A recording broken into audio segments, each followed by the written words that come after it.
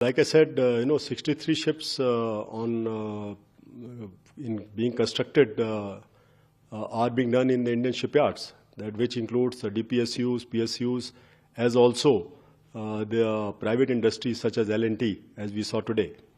The 17 Bravo ships are very capable ships, almost 7,000 to 8,000 tons frigates, and they will have the state-of-the-art weapon sensors, which will be the best. And I have no doubt that they will enable us to safeguard the large areas of interest in the Indian Ocean region itself, especially our trade, which is crisscrossing.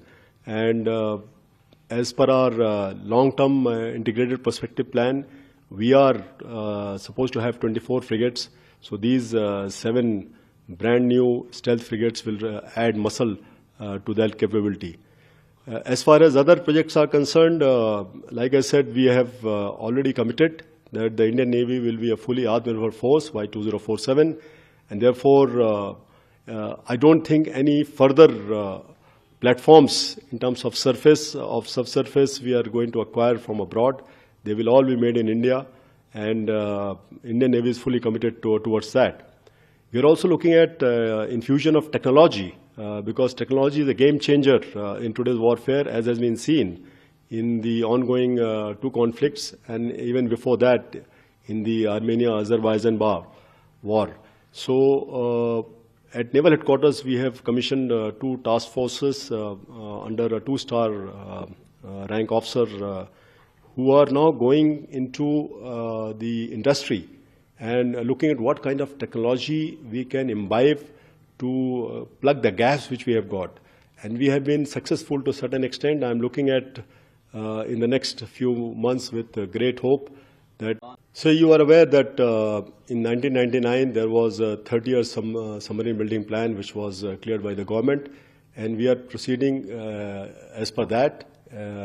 So I have no doubt that in the coming years, after the P-75 project is completed, the 6 submarines are going to be delivered this year.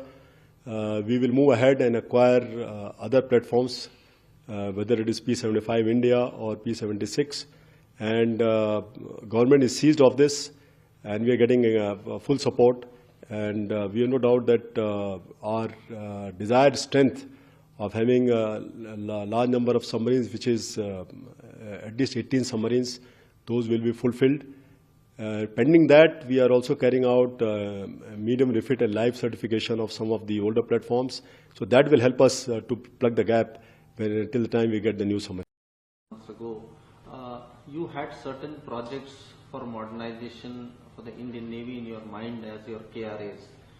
Now, very recently, last week, the government cleared the acquisition of 31 Predator drones, in which the Navy is the lead service, while others will also get, but Navy is the lead service in this. How do you think this is going to help the Indian Navy in expanding its surveillance of the Indian Ocean region, where both China and Pakistan are quite active? Yes, you have very correctly brought out that 31 Predator drones have been cleared by the CCS, and which would include 16 for land use and 15 for the maritime use, which is largely the naval use. These are very capable platforms with large endurance, and therefore they will help us tremendously in keeping our area of interest and area of responsibility under surveillance, so that we can know who is doing what and why. And that is very important, because that is the start point for any naval action. And we would like to ensure that as part of the overall maritime security, the Indian Navy is fully aware of what is happening in our area of interest. So in that sense, they will bring in tremendous capability, and along with the manned air assets which we have got, we are also looking at man-unmanned teaming. There will be an occasion wherein either one or both kinds of platforms will operate. As you are aware that when we apprehended the MV Ruin a few months back and saved 17 crews and apprehended 35 pirates, these drones which right now we have got on lease. One of them was used very extensively to monitor and track that vessel so that we could take action almost 2,000 kilometers from our shore in consonance with our para-drop soldiers which were there. Of the multi-purpose vessels for the Indian Navy. Sir, what are these vessels about and how are they going to help the Indian Navy? Thank you, Ajit.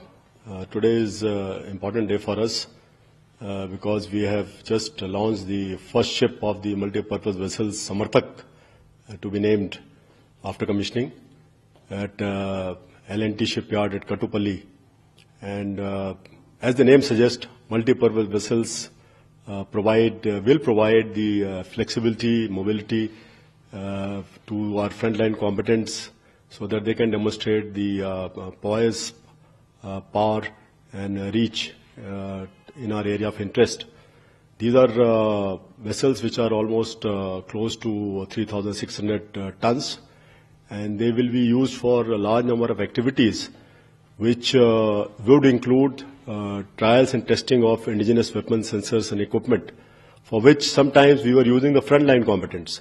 So they will also be used for target towing, whether it is surface or subsurface. They could also be utilized for as launch platform or mothership for unmanned or uncrewed vessels. So they have multi-purpose use, and apart from whatever any ship at sea can do, they will be able to do it. So this will be a bit capability enhancement in the arsenal of the Indian Navy as we go ahead. So,